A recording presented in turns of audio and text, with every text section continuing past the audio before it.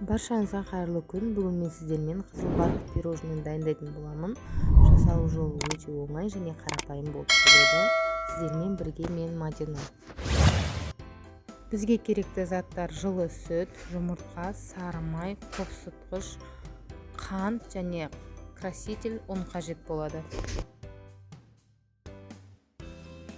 Ең алдымен құрғақ ингредиенттерімізді араластырып алатын боламыз. Ұнға қосытқышымызды қосып, үстінен 2 қасық красителімізді қосып, жақсылап араластырамыз. Енді бөлек ыдыста жұмыртқамызды салып, үстінен шекерімізді салып, жақсылап миксерлейтін боламыз.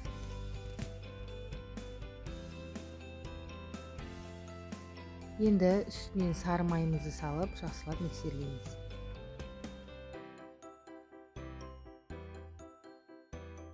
Үстінен сүтті құйып және миксерлейтін боламын.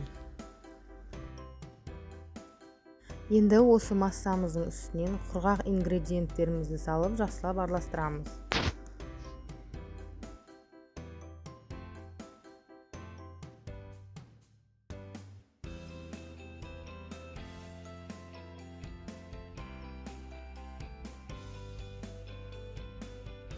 Міне тестамыз дайын. Массамызды осындай арнайы мешокқа салып аламыз.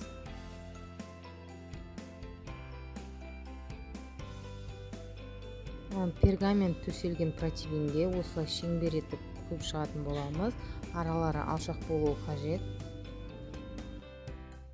Пирожныйымыз піскен уақытта бұлар жайылып көтерілетін болады. Қызып тұрған печкада 180 градуста 10-12 минуттан пісіріп алатын боламыз. Енді кремімізді дайындайтын боламыз. Салқын творожный сырымызға шекерді қосып, үстінен салқын кілегейімізді құйып, миксердің ең төменгі жылдамдығымен миксерлейтін боламыз. Сосын ақырын жылдамдықты қосып отыратын боламыз. Міне креміміз дайын болды. Осылай болып шығу қажет. Пирожныйларымыз міне пісті. Енді осыны жақсылап суытып аламыз. Сосын олай стаканның көмегімен осылай түзу етіп, домалақ етіп, шетін кесіп шығамыз.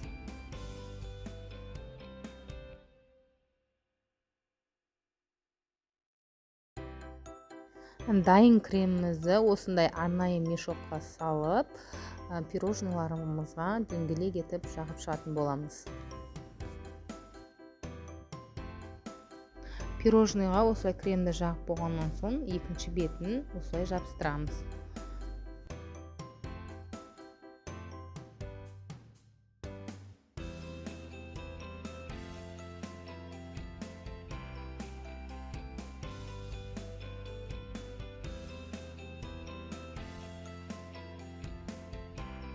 Қыздар, менің де осы тестадан 15 пирожный шықты. Сіздер де жасап көріңіздер. Ұнаса лайк басып, комментарий қалдырыңыздар. Сіздермен бірге болған мен Мадина. Келесі кездескенше аман болайық.